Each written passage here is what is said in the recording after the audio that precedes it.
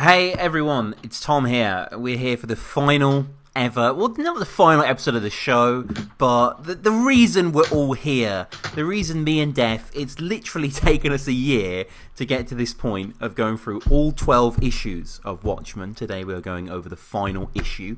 You're listening to Watching the Watchmen. If you enjoy the show, please email us. We've got 2 great emails to get through today, watchingthewatchmenpod@gmail.com. Subscribe to Deff's channel where this is hosted.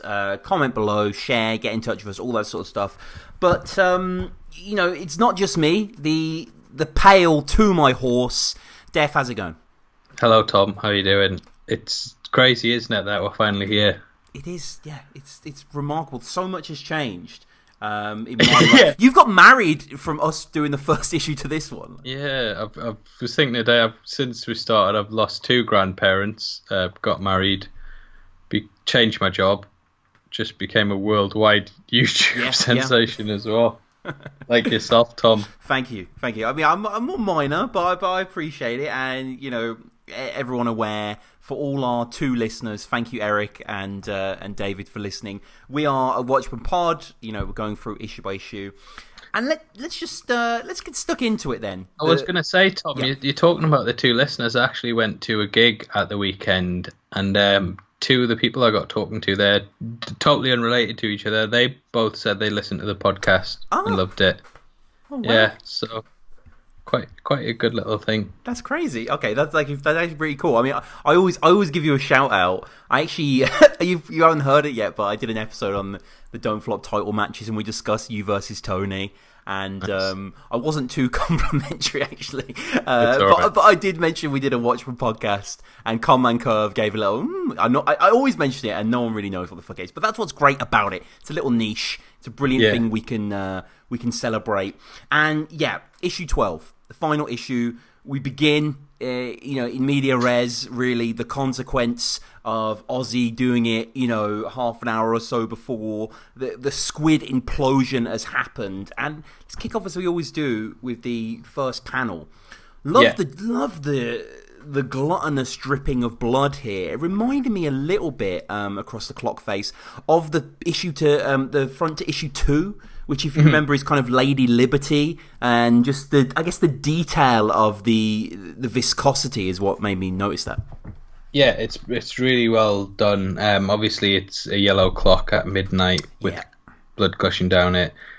This is an allusion to the Doomsday Clock being at midnight finally, and the little yellow teardrop of blood that we've seen on the little red teardrop of blood that we've seen on the yellow smiley face throughout the entirety of Watchmen.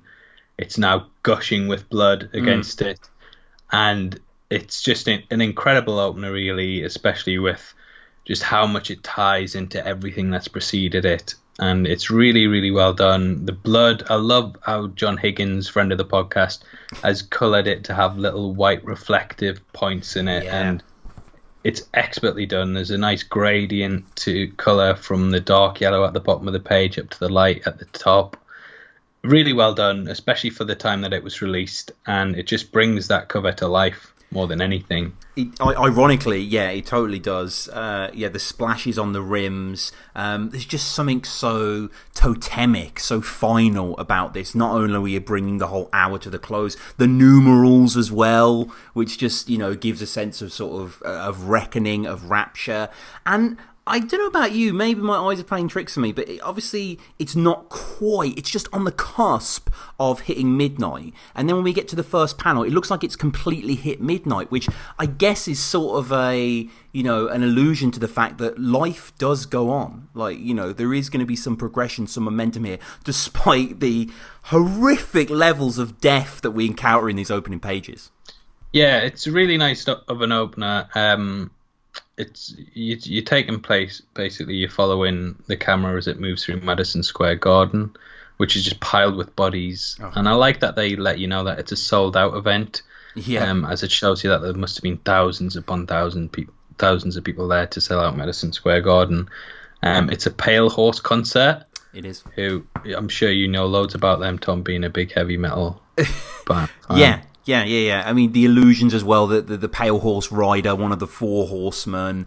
And, I remember, like, when I first read this, like, a lot of this stuff, we always say is we sort of breezed past it, didn't really pay attention, but there's loads of little things here. I think especially I really like the top window at the left that isn't smashed, that's only smashed kind of against the ear of the corpse. So you can just see them sort of piled across, glazed over. And then... I mean, you can spend hours looking at all the faces. I mean, Dave Gibbons is a master of just connoting these gruesome, like, just the way they're hanging over. A lot of them are skewered on glass as well from the pain.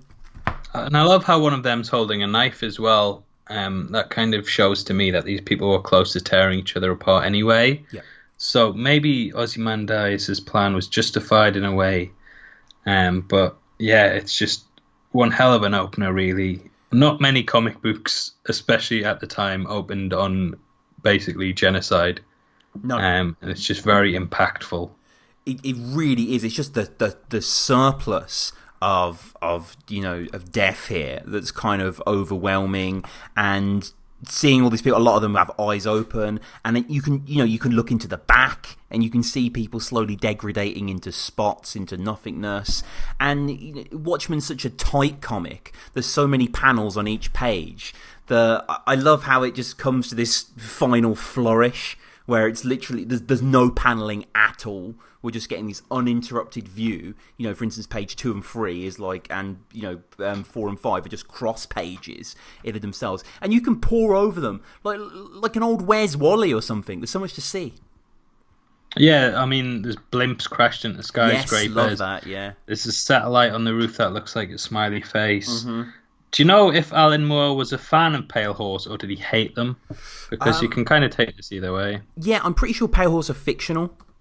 Right, okay, Yeah, because I googled it. It's the first thing I've actually googled on the podcast, Tom, right. to see if they were a real band, and they were. Yeah, it looks like they're a band that formed in the 2000s, so some sort of like pop punk band. I like how before when I mentioned that you would know who they were, being a heavy metal fan, you just kind of passed it off like you did, Tom. I didn't know if they were Have you or been not. doing that this entire podcast, Tom? It's coming out in the 12th in the final. Do not tell me that you've been doing it. And, panning on the second page as we move back as well. Obviously, there's newspapers there. There's people hanging outside of buildings. And probably most notably is the giant tentacle, right, that's splayed across.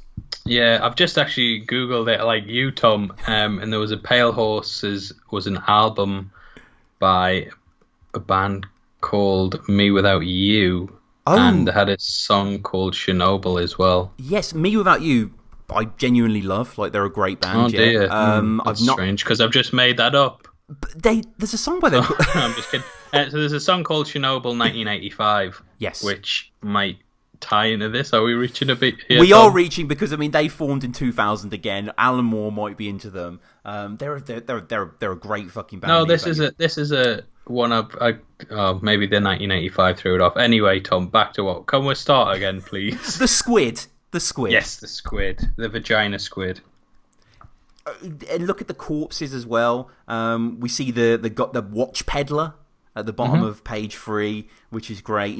More kind of like David Simon in The Wire has spent the whole series teaching you how to actually read this thing, what to look for. And even The Day the Earth Stood Still, which is a real film and is pretty relevant to these proceedings. Well, it's about an alien invasion as well, isn't it, Tom? Yeah. And it's about the day the Earth stood still. Mm-hmm. Which version do you prefer? The original 1951 film or the Keanu Reeves version, Tom? I haven't seen it. I remember my younger brother seeing it in the cinema when he was like 16 and like hating it. I think he despised it, but yeah, I haven't seen it myself. Oh, no. I love Keanu. He's the nicest guy in Hollywood. He's the GOAT. Yeah, I think. Speed. Genius. Matrix. I love The Matrix, but I think Speed is just the all-time greatest idea for an action film.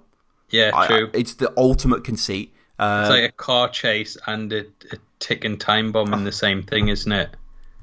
Dennis Hopper as a slighted police chief as the villain. Yeah. Rich.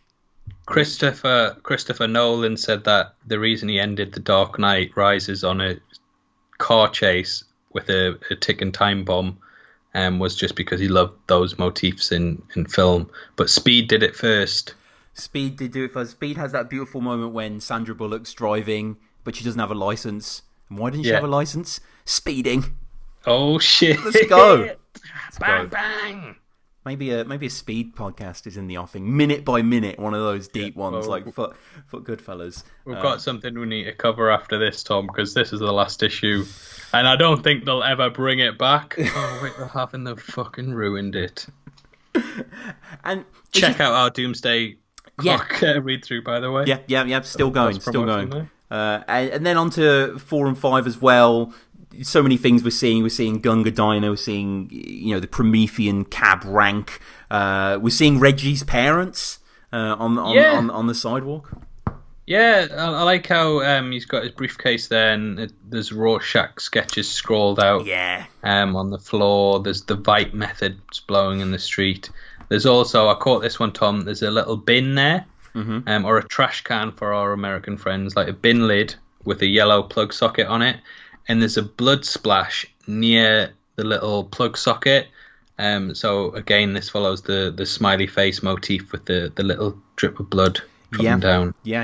Again, just the level of detail is incredible. Even like the news vendor guy covering up the comic book reader. Oh, the corpse still smoking. Yeah. And I love the Vite method. I will give you bodies beyond your wildest imaginings. Genius, because bodies is obviously a battle rap related term, but it is. It just basically means that you're just piling up the bodies a bit. Now, here's one I didn't catch. Do you think Alan Moore invented that term? I think Alan Moore invented battle rap. I think he was... I wonder what you think of battle rap, actually. He did do a lot of spoken word stuff in his Nottingham art scene, but I think it would be slightly below him. So, we try and sound educated on this show, distinct, but I do like going on the annotated Watchmen websites and seeing what people wrote about. Now, I didn't catch this at all. I just read this in the last half hour or so. Page 6, so when we get the final splay of the squid, they're basically saying, and I can definitely see it, his goo that's running down the Institute for Spatial Studies, Extraspatial Studies, is all die, and you can actually see the L on the yellow paper as well, next to the AL. Wow, yeah. So, basically, if you don't have the book in front of you, the alien's perched on top of a monument, and its blood's dripping down and it's covering up certain letters. You can just very briefly see the faint outline of them, but it just says "oral die." Yeah, I love that. I think there's I can't quite remember exactly, but it's one of the issues that's like the radioactive a hazmat sign that has something similar where the smoke is kind of spelling out another word. So Moore has done that before, and the creature itself. Let's discuss the design briefly. Yeah, you know what? I was going to say it's very dated, but I think it's on purpose, because if you watch like monster alien invasion movies of the 60s and 70s, a lot of the aliens in them were like this. Yeah. It's very much a War of the Worlds, Day of the Triffids, just massive tentacles, huge eyes, and yeah, it fits in with the aesthetic of Watchmen quite nicely, I think, because Watchmen is obviously a deconstruction of pop culture just as much as it is of comics. And it's just nice that they have like this big thing that people would be used to seeing on telly all of the time, that just sprawled out in the city and people would think their worst fears had come true. So yeah, it's really, really good. Yeah, it's the apotheosis of the movie monster, definitely. And yeah, it's issue 3, The Judge of All Earth, I was talking about before, where it says Fallout Shelter, but it looks like All Out Hell. Yeah. So you're more clearly having a lot of fun with those sort of terms. He's having a laugh. He is having a laugh. And David Wang, our first email, very brief email from David. Thank you so much, David, for emailing throughout the run. Been some great insight. He just says, do you think the Not Top gang that killed Hollis Mason was destroyed by Adrian Veidt's grand endgame? My black, shriveled, cynic heart needs to know. Sincerely, David. I think there were, and if you look in the Pale Horse concept, there is a lot of top knots there. There are. One of the guys who's holding a knife is there. So I think they got the just desserts in the end. Especially at the bottom near the sign, there's quite clearly 4 or 5 top knot people. Yeah. And It was them, Tom. It was them. They did it. As if to compound this sense of escalation, the first word spoken is midnight. As John is reading the paper, Laurie is crying. We see the skull around her neck as well, which just kind of emphasises the omnipresent nature of death. And this must be quite a fun thing for John. He says, I'd almost forgotten the excitement of not knowing. Is it Tachyons? Is it Tachyon? I don't really know how to pronounce it. Tachyons. So basically, I don't know for definite, but I'm pretty sure that they are little elements. Or atoms that can disappear and reappear at random. So scientists believe that they are actually traveling through time. Yeah. I don't know if that's right or not. So write in. We'll never read the email out, but just to make yourself feel better that you know something more. Write in what it is. Yeah, it's a hypothetical particle that travels faster than light. Most physicists believe that faster than light particles cannot exist because they're not consistent with the laws of known laws of physics. Obviously, Dr. Manhattan isn't either, and it comes from Tachi, which means swift, which is quite interesting. But we see the Hiroshima couple behind. So I wasn't really right, was I? Well, I mean, you're in the right ballpark. Yeah, you're right. I was actually. That's all that so matters. Don't email in. I've saved you 5 minutes, listeners. And Laurie trying to bring humanity into it. They only wanted Indian food, really, and they've gotten a lot more on their plate. And this just kind of illustrates, doesn't it, the divide yet again between the couple, where Laurie, understandably, is breaking down. And I like the movement here as well. There's a lot of things that John isn't noticing because of the Tachyons or whatever, and he doesn't quite catch, not that he needs to really for the story, but that Laurie's pocketing the gun. Oh, I didn't even realise that. Yeah, you can see her. She eyes it in the third panel, and he just... Yeah, of course, because she shoots Ozzy, how would she have gotten that gun? Yeah, that's a really nice detail. I never picked up on it. No, I didn't either until the read-through. But you never questioned, because she never had a gun before. So, that's where she gets from. Manhattan explaining a lot about, why he hasn't been able to understand this thing. Him sensing Antarctica, kind of finding out the hidden base. And,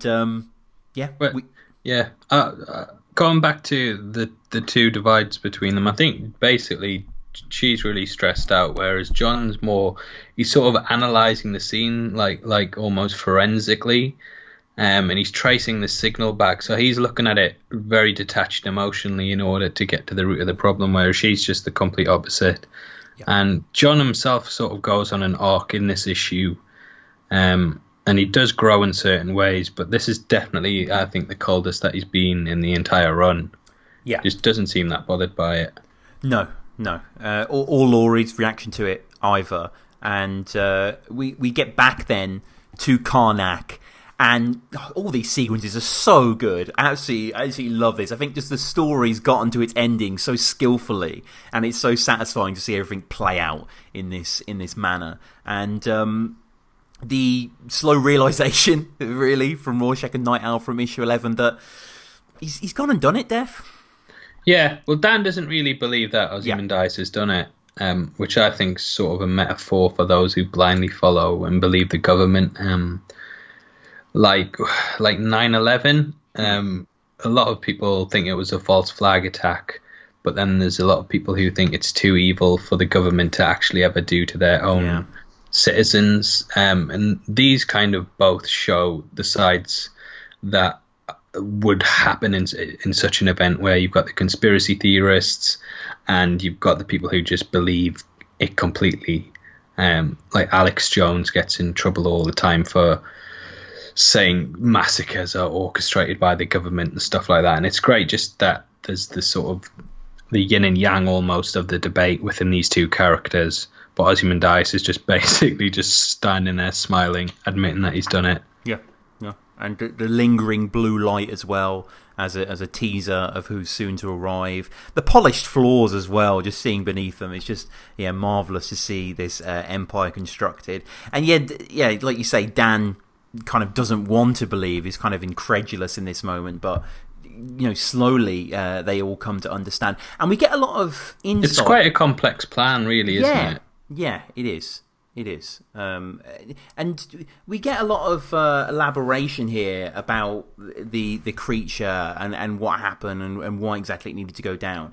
And I love the idea of incorporating the psychic's brain into it to essentially send people who weren't even there this signal. Because think about 9/11, for example, which is the most comparable thing to the squid attack. We were both quite young when it happened. I was in primary school when it happened, but you can only imagine at the time being able to fully comprehend it. But still, it's it's an American incident. It's kind of over there. You can catalogue it to a certain extent. But here, Ozzy, despite it being in New York, is infiltrating the global consciousness with these images. Really affecting them in a profound way.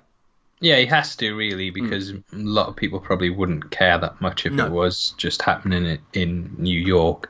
And basically what he's done is, I'll try to take notes. I don't know if this is 100% accurate, but he's cloned the brain of a deceased psychic and enlarged it, filled it with terrible information of an alien world from Max Shea's book and Haya Manish's images. And he's basically teleported this to explode on arrival in Madison Square Garden. Is that right? That's it. That's it. Yeah. And he does mention how many psychic sensitives would have nightmares because of it for years to come, and this would kind of enforce the fact that it was an alien invasion.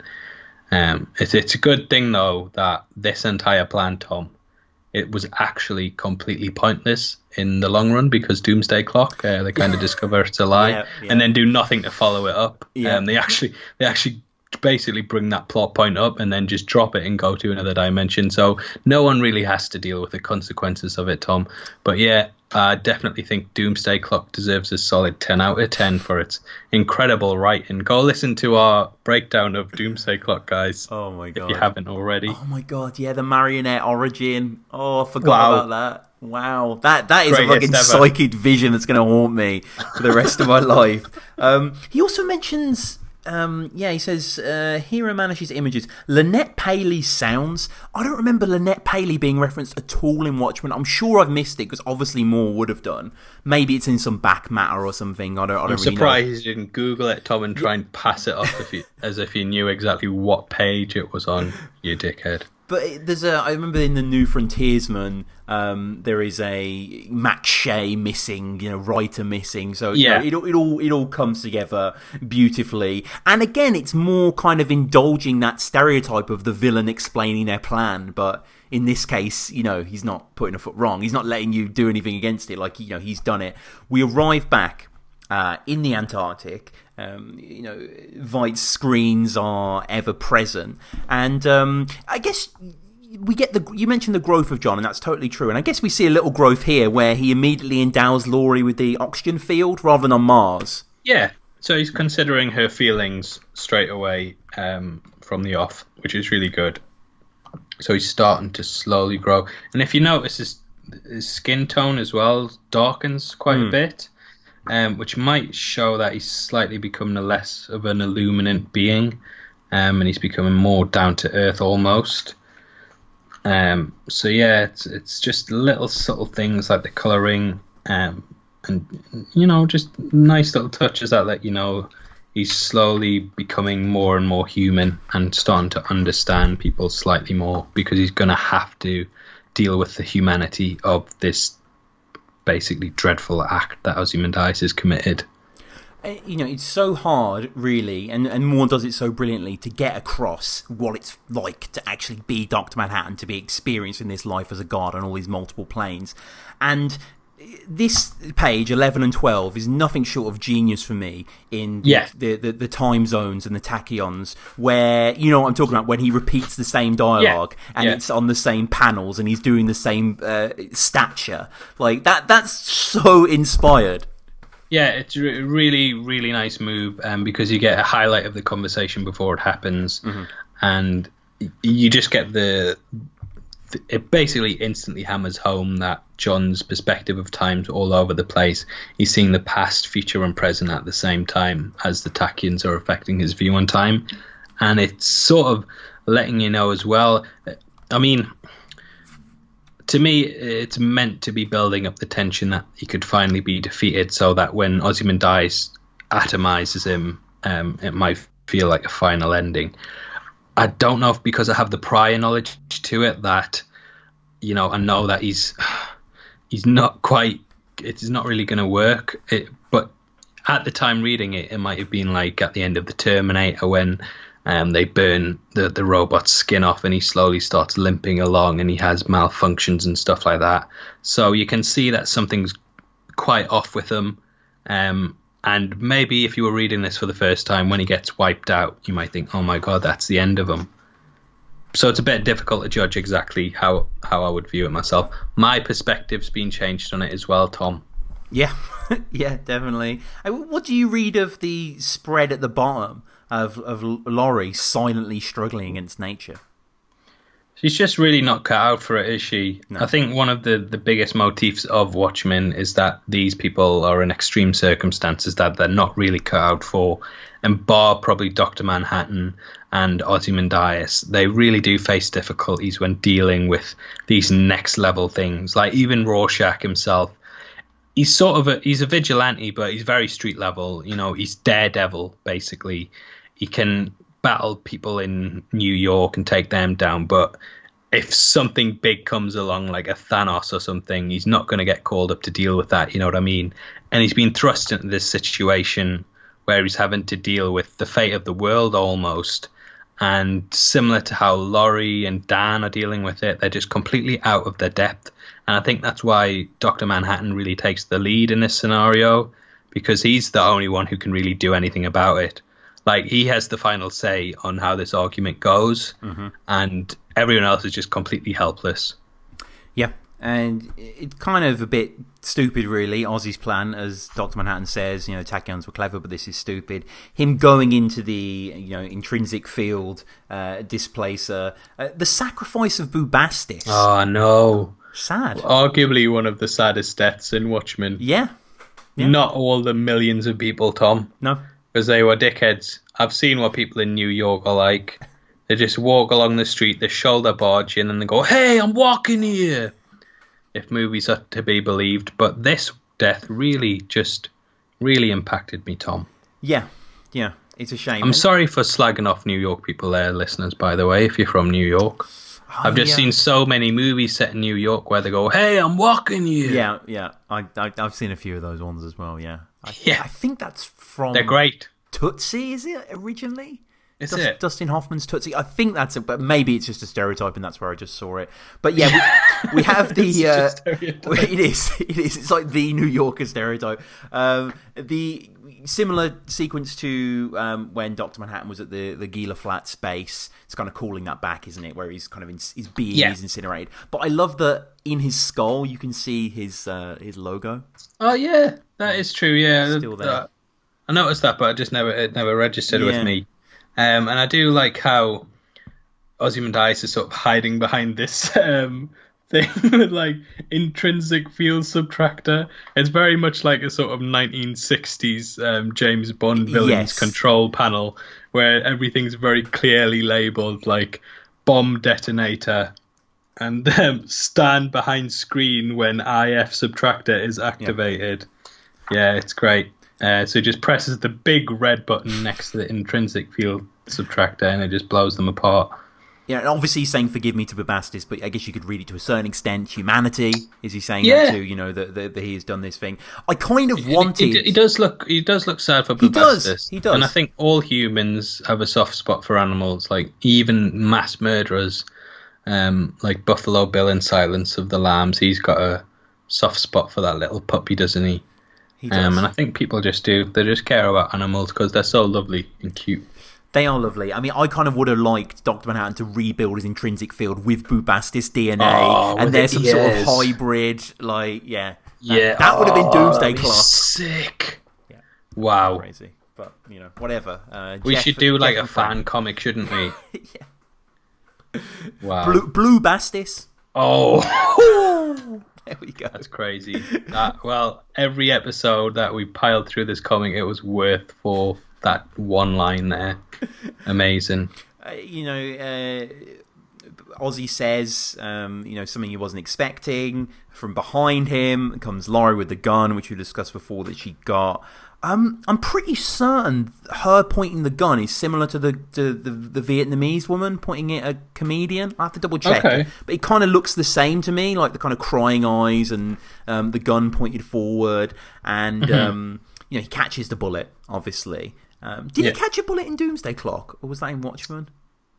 I think did comedian not shoot at him or in Lex Luthor's office? Yeah, maybe. He dived out the window or something. Yeah. What was that about again, that comic? It's, yeah. I'm trying to look back at Right, I found the Vietnamese one. It's not No.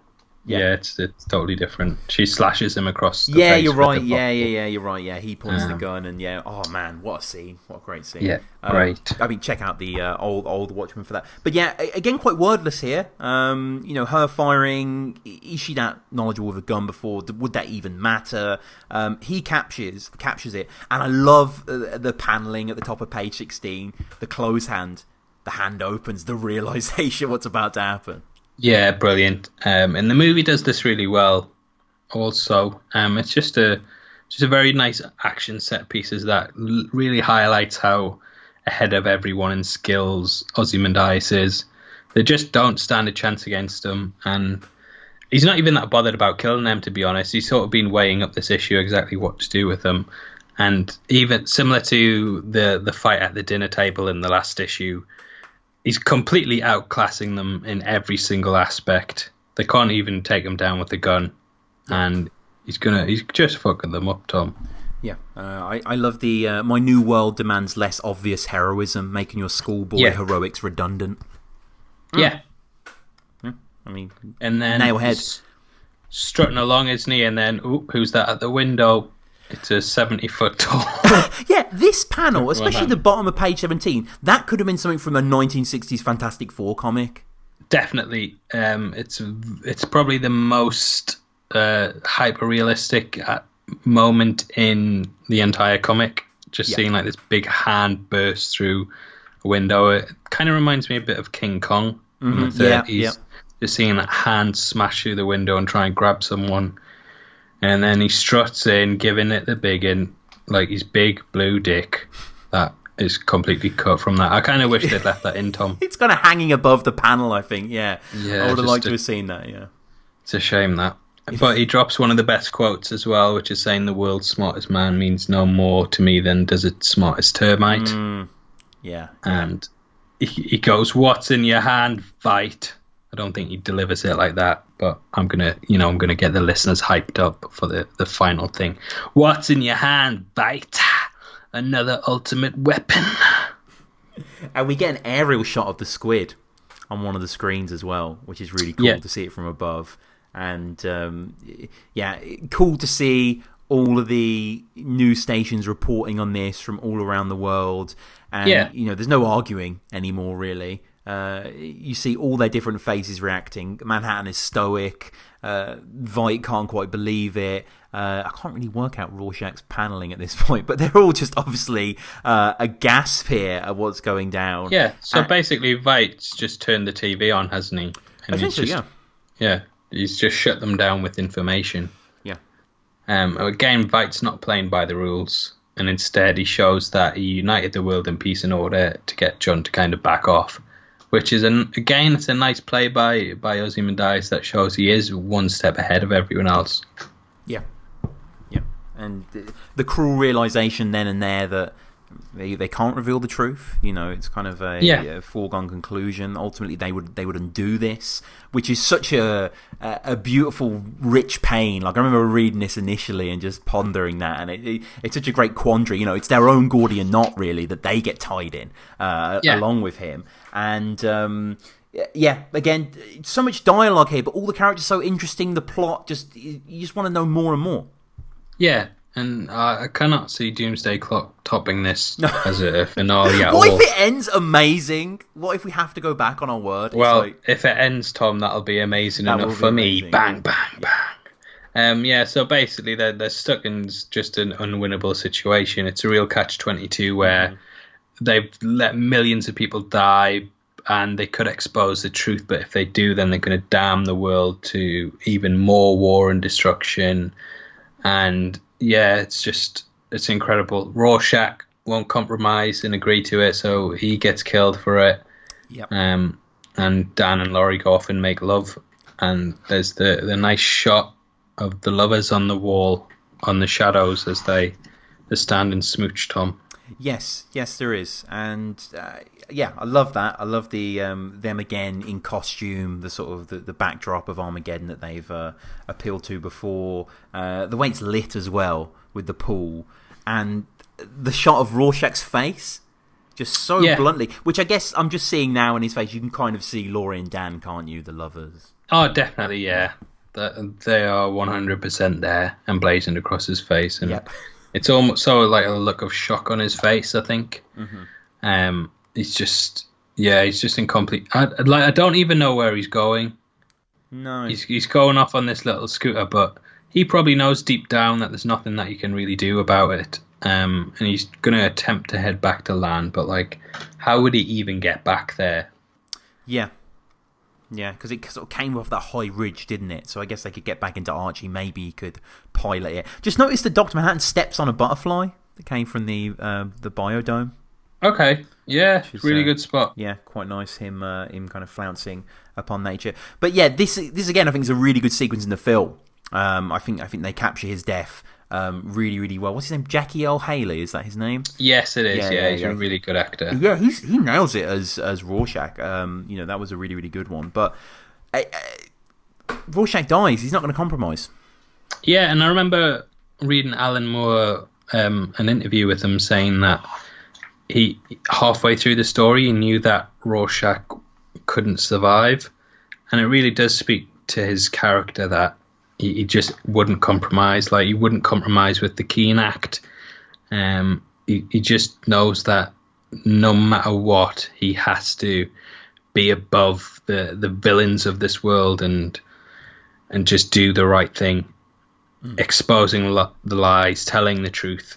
That's who Rorschach is. He doesn't do wrongs to make a right.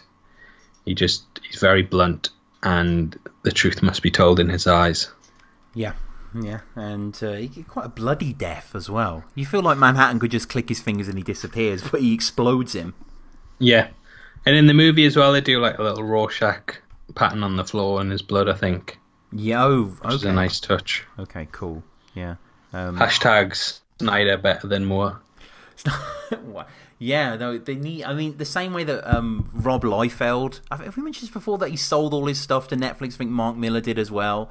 It's like, if Netflix bought like the Moore back catalogue, and it's like we're getting Tom Strong, we're getting Swamp Thing, we're getting Watchmen again, even though Damon Lindelof just did it. Like, that'd be fire. But obviously that would never ever happen. I really don't know what's going to happen with his Watchmen TV show. Yeah, I think it's been picked up for a full season. Yeah, but I mean, like, it's not set. It's not using the characters, is it? It's just set in the Watchmen universe. Yeah. Why don't we make a TV show on the Watchmen? Oh, great idea, that. Yeah, and by that I mean not do it about the actual story. Do it about something that no one cares about. It's like prequels, Tom. It's like a prequel. Why make something that isn't where the actual story is? Mm-hmm. I don't know. It might be great, but it might be. I mean, I started watching The Leftovers, that Lindelof show.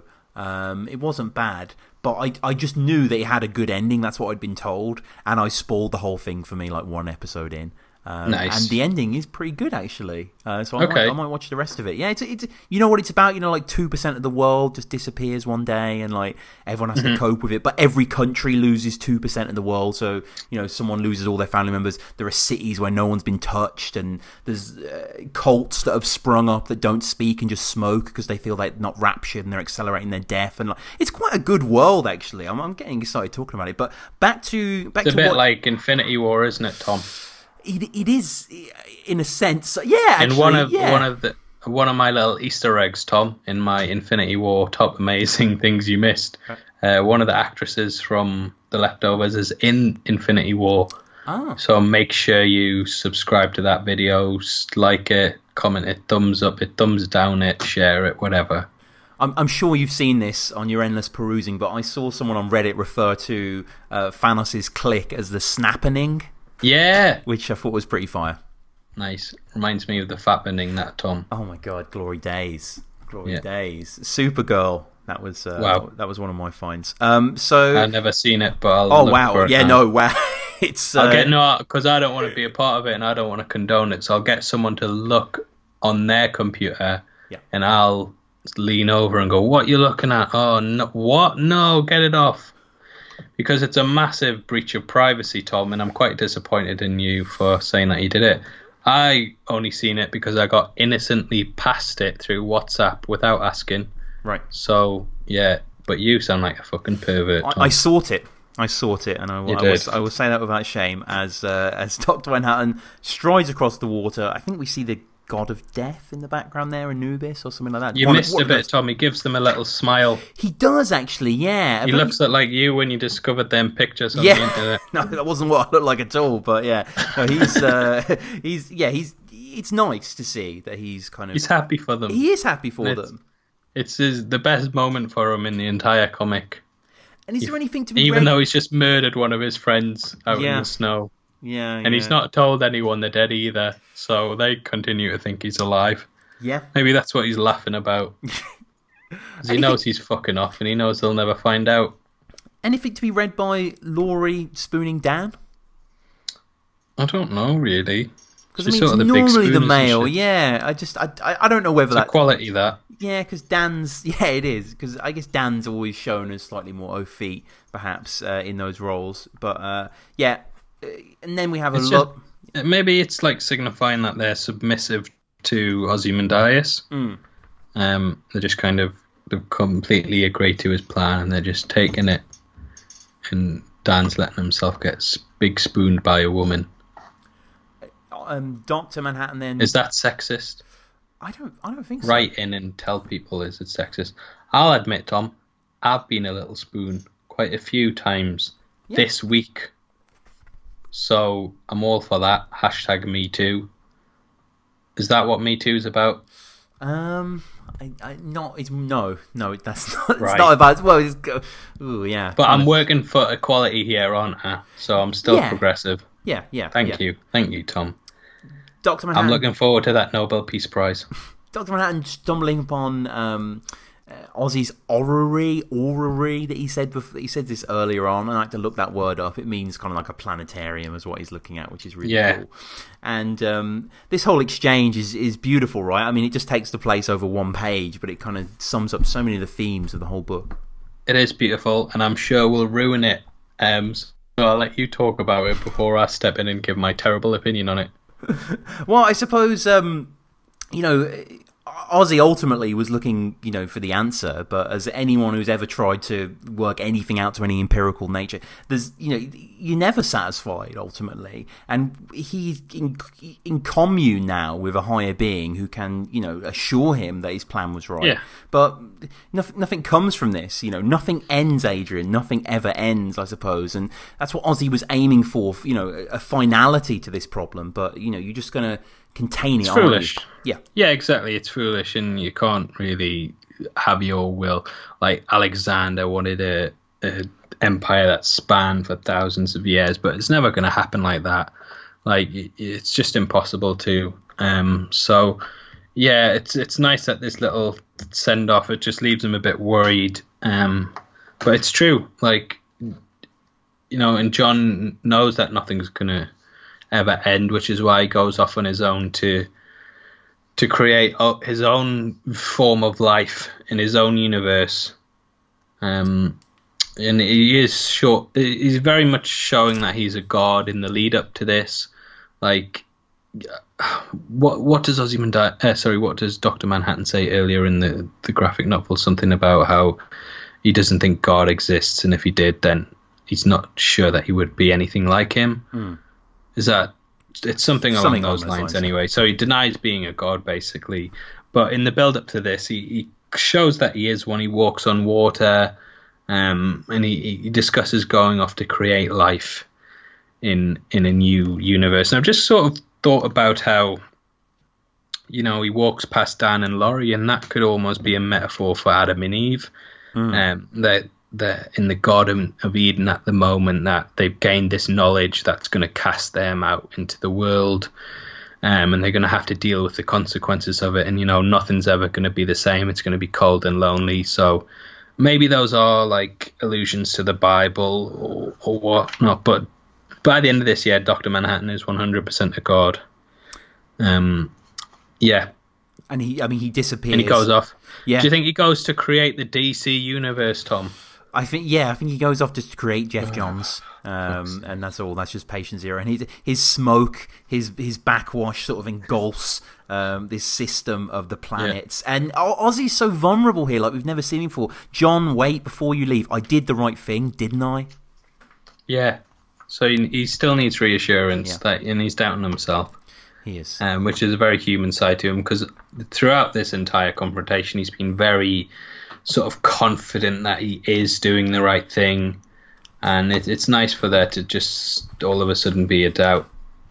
We move forward then, I guess slightly forward in time here, where the guys are in a sort of witness relocation program.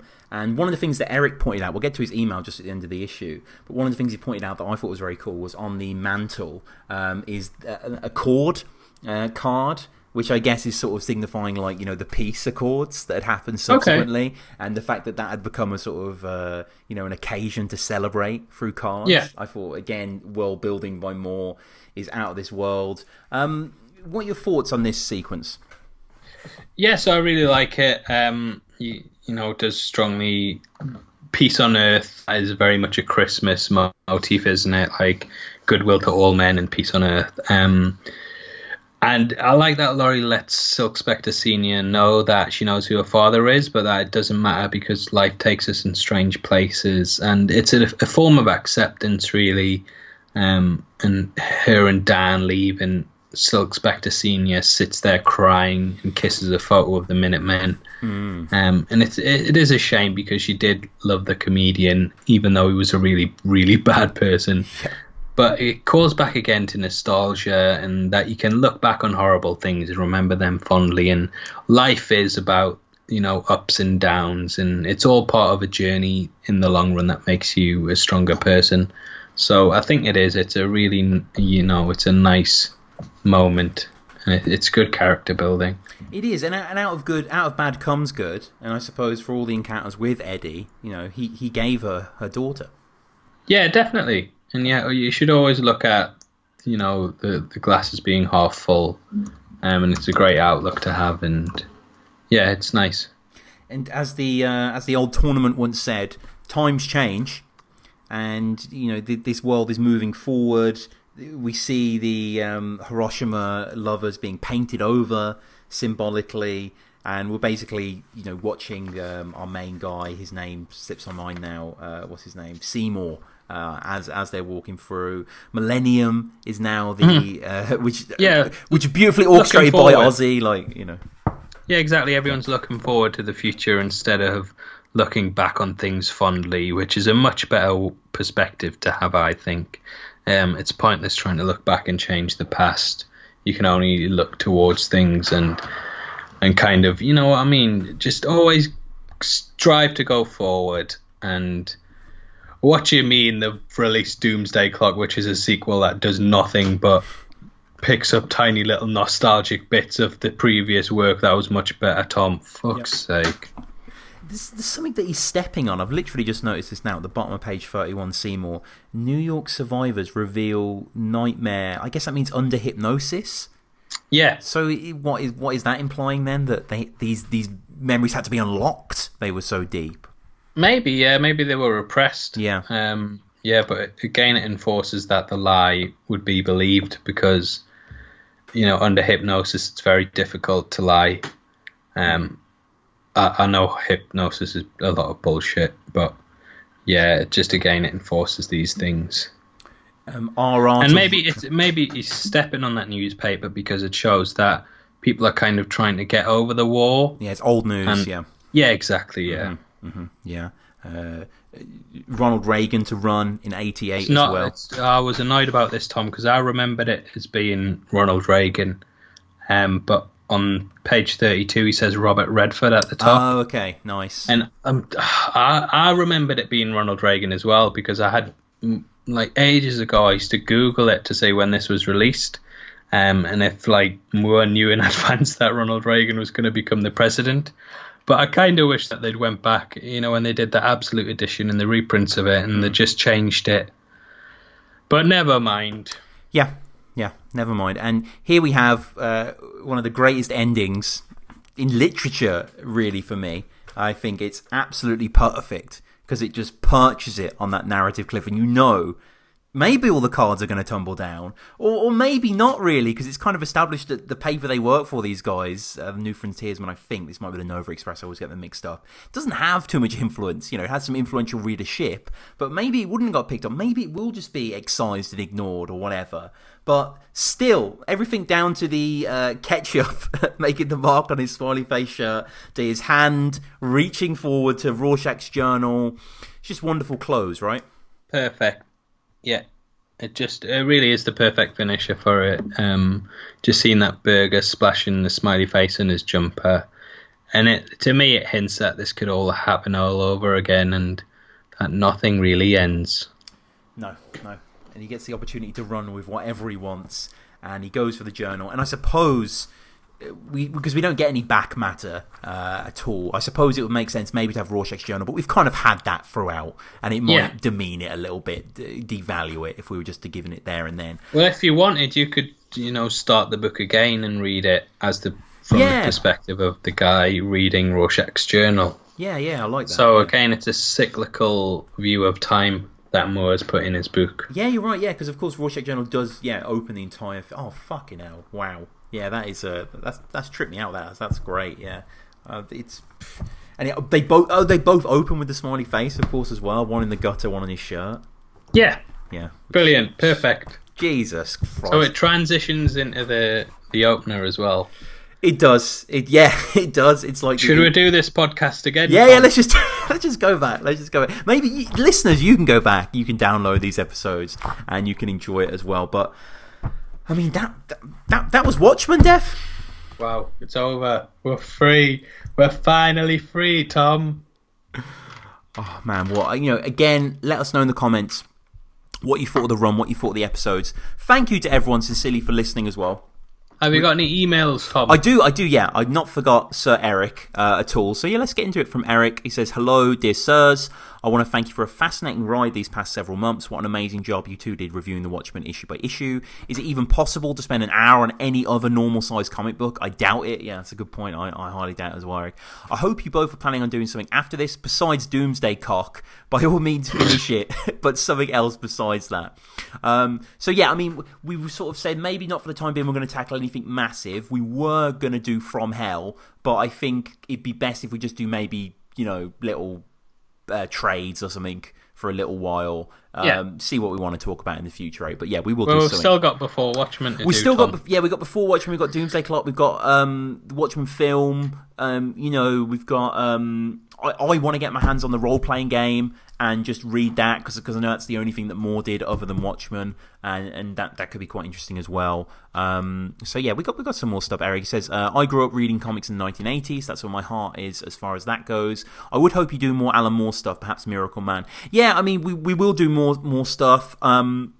Personally, I would like to do League of Extraordinary Gentlemen and Tom Strong.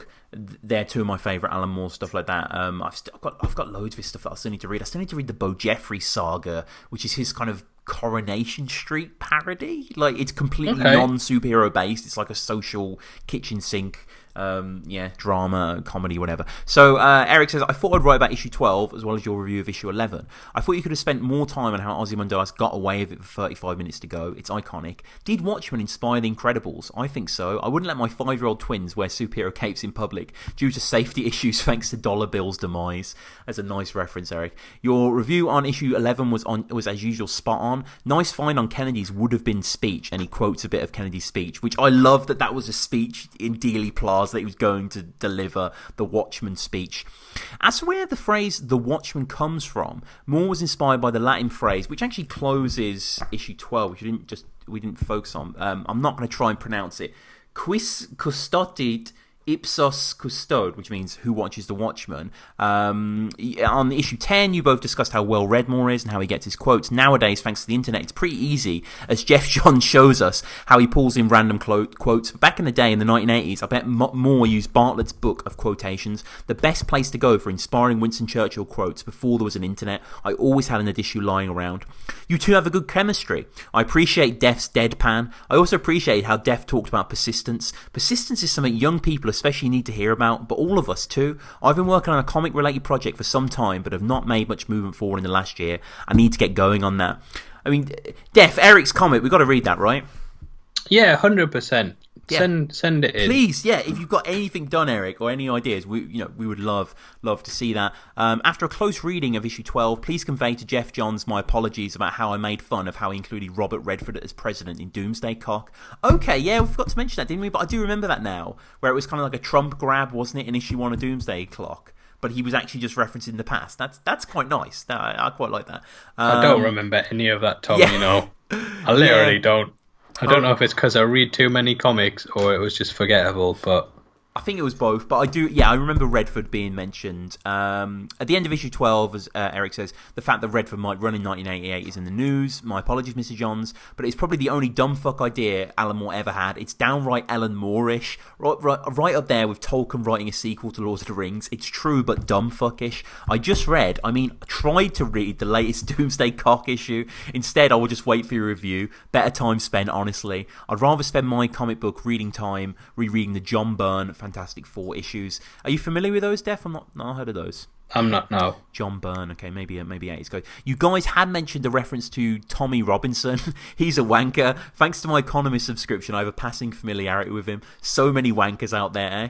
You also, Eric, I love Eric's emails, man. So many interesting points. You had mentioned that Percy Bysshe Shelley was the father of Mary Shelley. That was actually his wife. Okay, my mistake there. Thanks to Alan Moore, during my senior year in high school in British literature, when I had to write a poem about a poet, I chose him and Ozymandias. Def asked about good prequels. I like how he broke down why they sucked, because they occurred right before the story, so what's the point?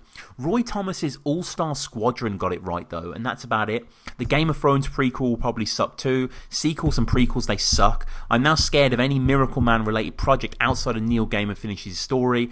That'll probably suck. And then Eric shared some interesting stuff about issue 12. He spoke about the Accord stuff, which I thought was really cool. He says page 29 contains a reference to the Accord, which is what the peace on Earth, and especially between the US and the Soviet Union, is called. There are even Accord cards. How brilliant is that? Yeah, I agree.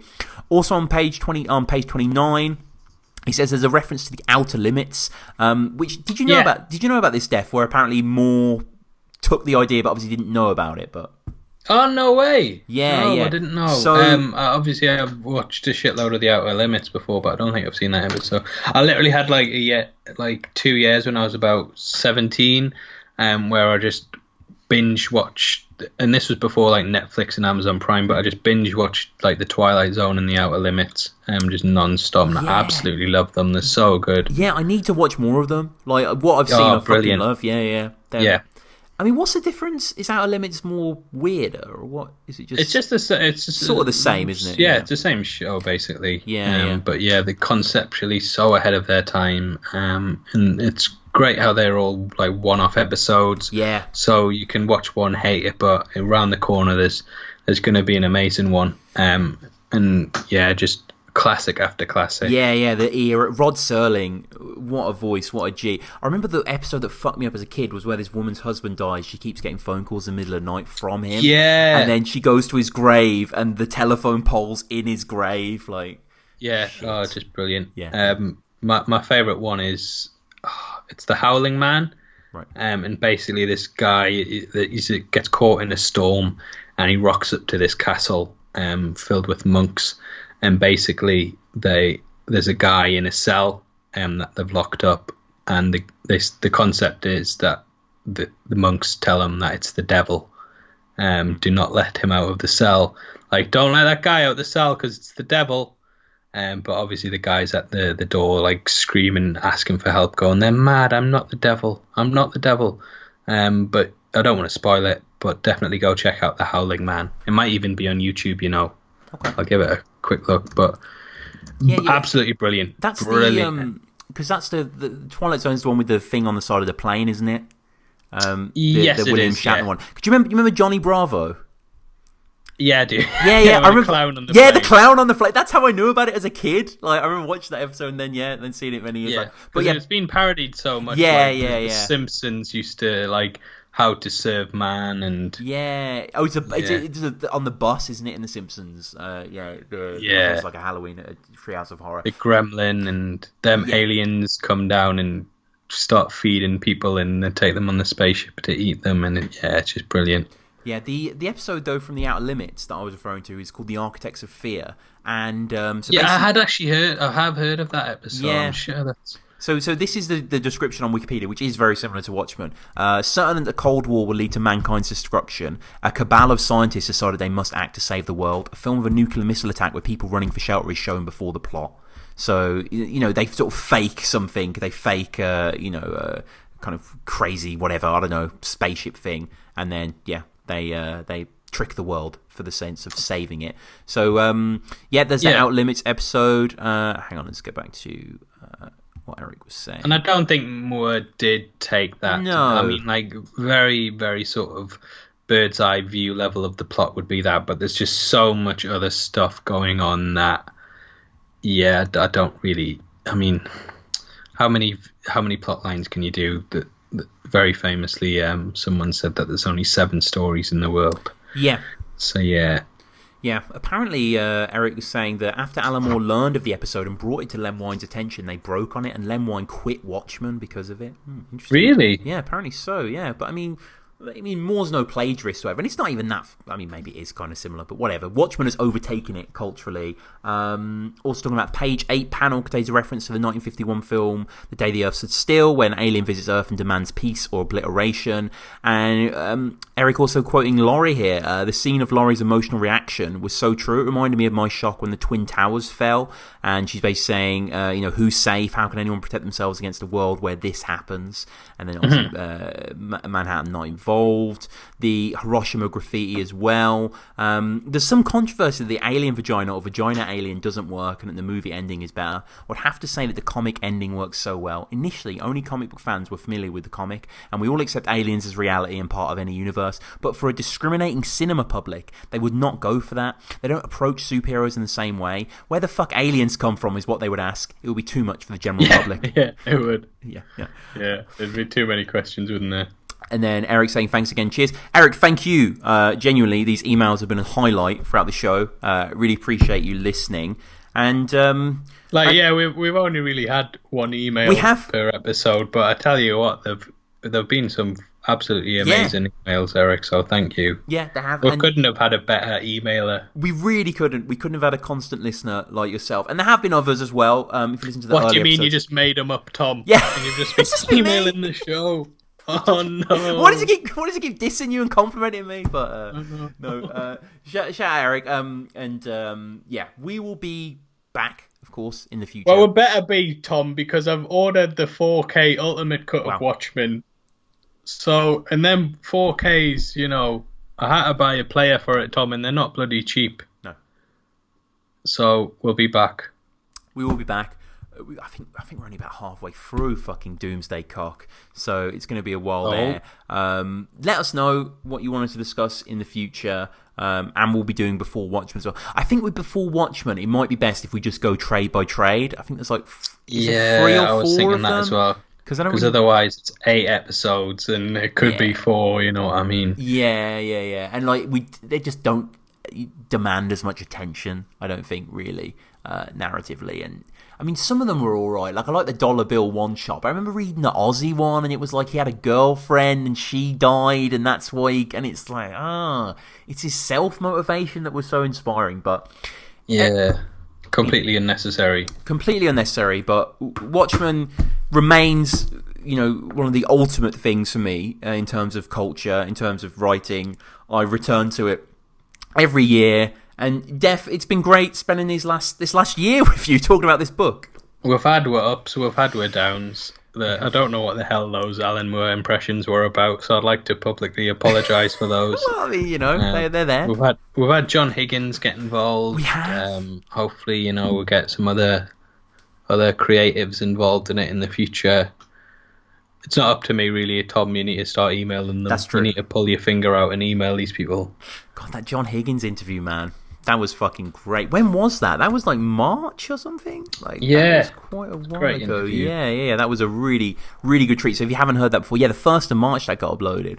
So yeah, if you haven't heard that before, definitely go back when me and Def speak to the legend that is John Higgins, who coloured Watchmen and, did a lot more than that. 566 views. Not bad, but, needs to be a little bit better. So check it out.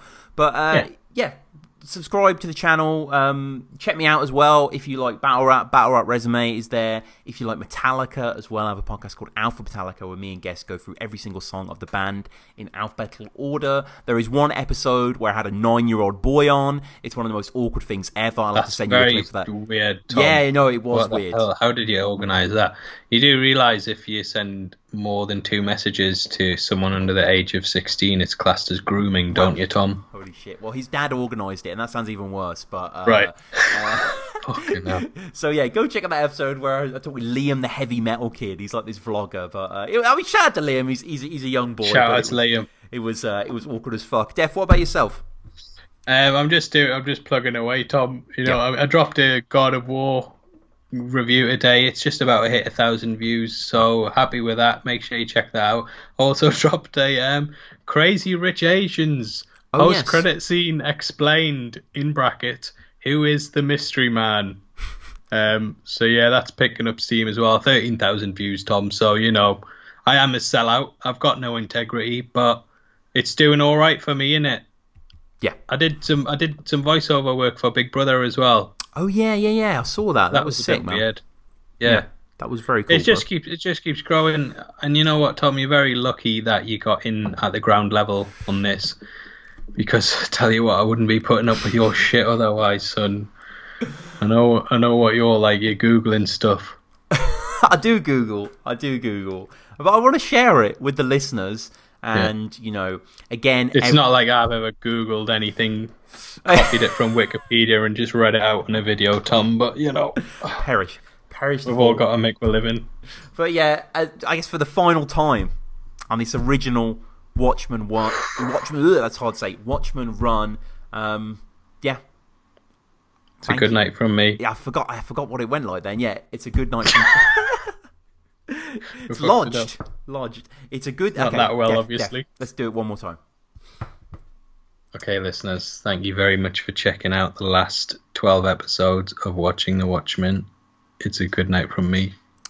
It's a good night from Kwei. Oh, it's Alan Moore! Oh, Alan Moore! He's back. Right at the last moment. Hello, it's me. I'm back. You thought you could get away from me, so I'm back. I said good night, everyone. And you can't see it, listeners, but we're all just standing waving as the credits roll.